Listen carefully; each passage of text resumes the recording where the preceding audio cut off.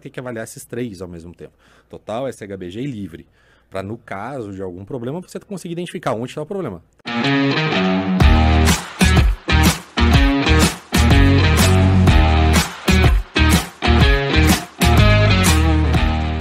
Eu queria te perguntar o seguinte, Felipe, o que acontece? Às vezes o cidadão, a pessoa vai no médico, aí ele solicita um exame de sangue para saber a dosagem de testosterona, né? E tem lá testosterona livre e testo total. Qual que é a diferença? O que é mais importante você ter corrente no teu sangue lá? A livre ou a total? Tá. Cara, a total ela vai ser a produção. Né? O quanto de testosterona que você tem ali sendo produzida ou circulante no seu corpo. Mas nem toda testosterona consegue se ligar no receptor androgênico. A testosterona ela precisa ser transportada por alguém na corrente sanguínea, ela não fica sozinha. Então, para isso existe o SHBG, né? Que é a globulina transportadora de hormônios sexuais. Você sempre vai ter que avaliar esses três ao mesmo tempo. Total, SHBG e livre.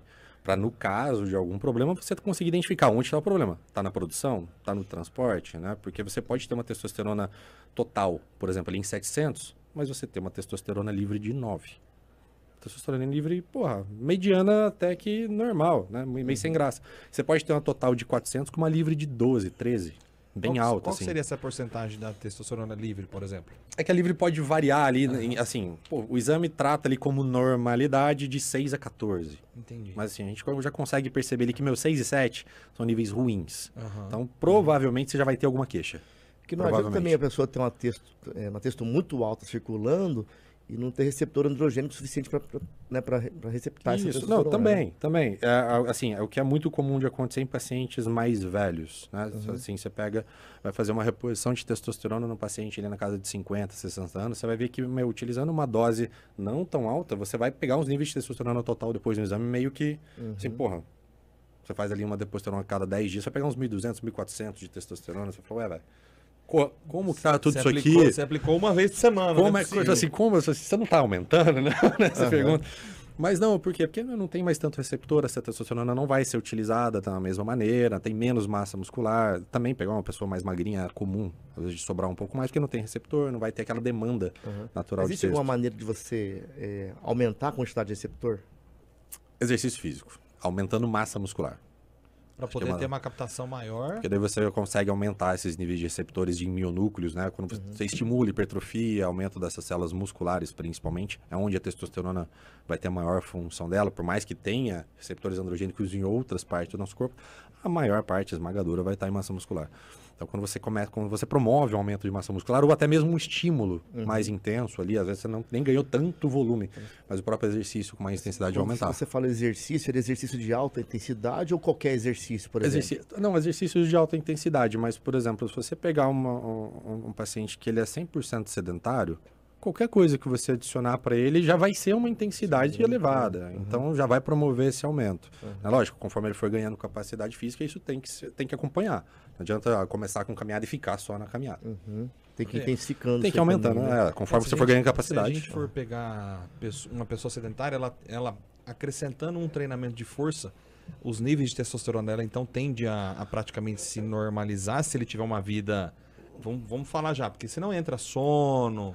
É multifatorial sempre, sim, né? Mas claro. uma atividade, um treinamento de força tende a a elevar mais o nível de testosterona dela? Não vai ser aquele aumento extremamente expressivo em comparação se você colocar a intensidade numa atividade mais resistida, com menos força. Entendeu? Se fosse qual seria uma recomendação para uma pessoa que nunca fez uso de testosterona e ela quer melhorar de maneira mais natural, sem fazer o uso de um medicamento, por exemplo? Não, sono, alimentação, né, e exercício. Não existe outra maneira. Lógico, a gente tem a medicação ali, o clomifeno, que induz, mas é também temporário e é medicamentoso, não é natural.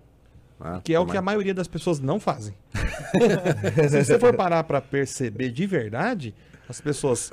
Eu vou dar um recado aqui, dá um close aqui, que eu tô nervoso nesse negócio hoje. Hoje, sem brincadeira, hoje eu fiz uma postagem, falei assim, eu vou dar uma bicuda no celular na academia. Porque, sem brincadeira, as pessoas não estão treinando, elas estão mexendo no celular.